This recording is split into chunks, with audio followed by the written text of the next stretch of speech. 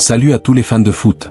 Bienvenue sur ma chaîne, où on décortique l'actualité brûlante du ballon rond sans filtre et avec passion. Aujourd'hui, on plonge au cœur d'un séisme au Real Madrid. Imaginez, le club le plus titré du monde, la Maison Blanche, humilié par une équipe de deuxième division. Et pas n'importe quelle première, celle d'Álvaro Arbeloa sur le banc. Une défaite qui fait trembler les murs de Santiago Bernabéu. Accrochez-vous, parce que cette vidéo va vous révéler tous les détails croustillants, les réactions à chaud et ce que ça implique pour l'avenir du Real.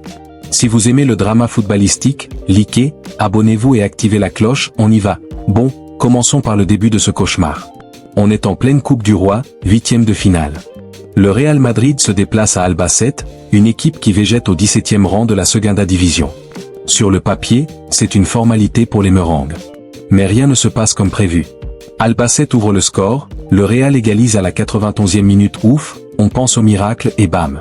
But encaissé à la 94e. Élimination pure et simple. Une honte, comme l'a titré la presse madrilène.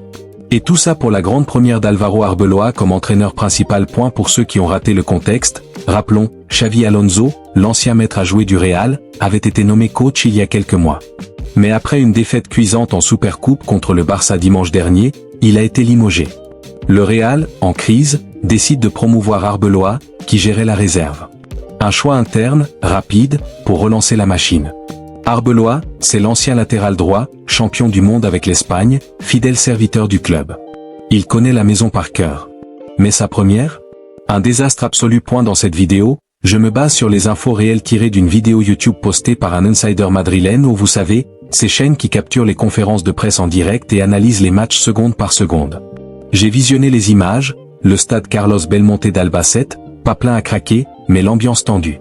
Le Real aligne une équipe remaniée, absent comme Kylian Mbappé, blessé, mais aussi d'autres stars préservées pour la Liga. Arbeloa titularise deux jeunes pépites, Jiménez et Sestero, pour injecter du sang frais. Sur le terrain, c'est le chaos. Manque de caractère, erreur défensive, et ce but fatal en prolongation, non, en fin de match. C'était un match à élimination directe, pas de prolongation cette fois. Maintenant, passons à la réaction d'Arbeloa. C'est là que ça devient intéressant. En conférence de presse, juste après le match, il apparaît devant les micros. Visage fermé, mais voix ferme. Pas de faux fuyants. Dans ce club, même un match nul est mauvais, une tragédie. Imaginez une défaite comme celle-ci. Surtout face à une équipe de division inférieure. Boum, il endosse tout. Si quelqu'un est responsable, c'est moi, puisque c'est moi qui ai pris les décisions concernant la composition de l'équipe, notre style de jeu et les changements. Classique d'un leader, non ? Il remercie même les joueurs pour leur accueil. Pas de blâme sur eux, même si certains ont clairement sous-performé. Arbeloa défend sa compo, j'étais convaincu que l'équipe alignée était la bonne, et le banc était excellent. J'ai un groupe très talentueux, et ce n'est pas facile pour eux de faire tout ce que je leur ai demandé en une seule journée avec un nouvel entraîneur. Logique, il n'a eu que quelques jours pour préparer. Le Real est en pleine crise physique et mentale. Beaucoup de joueurs, comme Vinicius ou Bellingham, ne sont pas à 100%. Mbappé out, ça fait mal. Arbeloa insiste, je me sens pleinement responsable. L'important est de se remettre au travail et de les remettre en pleine forme. Et là, il lâche une phrase philosophique qui m'a marqué, je n'ai pas peur de l'échec. Je comprends ceux qui considèrent cette défaite comme un échec.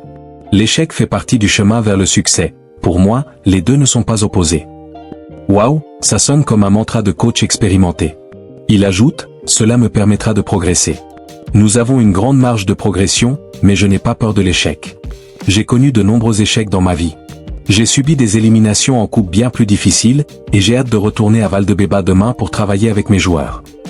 Arbeloa, l'ancien joueur qui a tout gagné aux Liga, Champions League, Euro, Mondial, sait rebondir. Mais est-ce suffisant pour survivre au Real ? Parce que soyons clairs, en 4 jours, le Real perd 2 titres. Supercoupe contre le Barça, et maintenant la Coupe du Roi contre Albacete. C'est du jamais vu depuis des lustres. La presse espagnole est en feu. Marca parle des humiliations historiques, ASD Arbeloa déjà sous pression. Les fans sur les réseaux ? Furieux. #Arbeloa out trending dès la fin du match. Mais attendez, c'est sa première. Donnons-lui une chance, non ? Analysons plus profond. Pourquoi cette défaite ? D'abord, les absences. Sans Mbappé, l'attaque manque de punch. Vinicius isolé, Rodrigo pas en forme. Défense poreuse, ce but à la 94e, c'est une erreur collective. Arbeloa voulait un style plus agressif, pressing haut, mais les joueurs n'ont pas assimilé en si peu de temps. La réserve qui l'entraînait jouait comme ça, mais passer au niveau pro, c'est autre chose. Ensuite, le contexte global du Real en 2026. La saison est chaotique. Après le départ d'Ancelotti il y a 2 ans, le club cherche stabilité. Alonso était censé être l'héritier, mais les résultats décevants l'ont coulé. Arbeloa, 42 ans, est jeune pour le poste. Il a appris sous Mourinho, Zidane. Mais gérer des égos comme ceux de Mbappé ou Bellingham? Pas facile. Quelles conséquences? Samedi, match de Liga contre qui?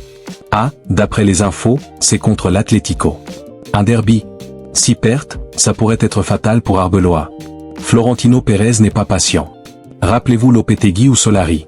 Mais Arbeloa a du crédit, il est de la maison, fan absolu. Dans la vidéo YouTube que j'ai vue, un analyste compare ça à la défaite contre Alcoyano en 2021 sous Zidane. Même vibe, underdog qui humilie le géant. Mais Zidane a rebondi. Arbeloa peut-il faire pareil? Il parle de marge de progression. Le Real a un effectif monstrueux. Avec un bon coaching, ils peuvent viser la Liga et la Champions. Pour les fans, c'est dur. Le Real, c'est l'exigence. Pas de place pour l'échec. Arbeloa le sait, j'ai subi des éliminations bien plus difficiles. Il vise les quarts de champion, la Liga. Mais mentalement, l'équipe est touchée. Besoin de thérapie collective à Valdebeba. En conclusion, cette première d'Arbeloa? Un flop, mais pas la fin. Il assume, motive. Le Real peut se relever. Qu'en pensez-vous? Arbeloa survivra-t-il? Laissez vos cosses. Si cette vidéo vous a plu, partagez-la. Prochaine analyse.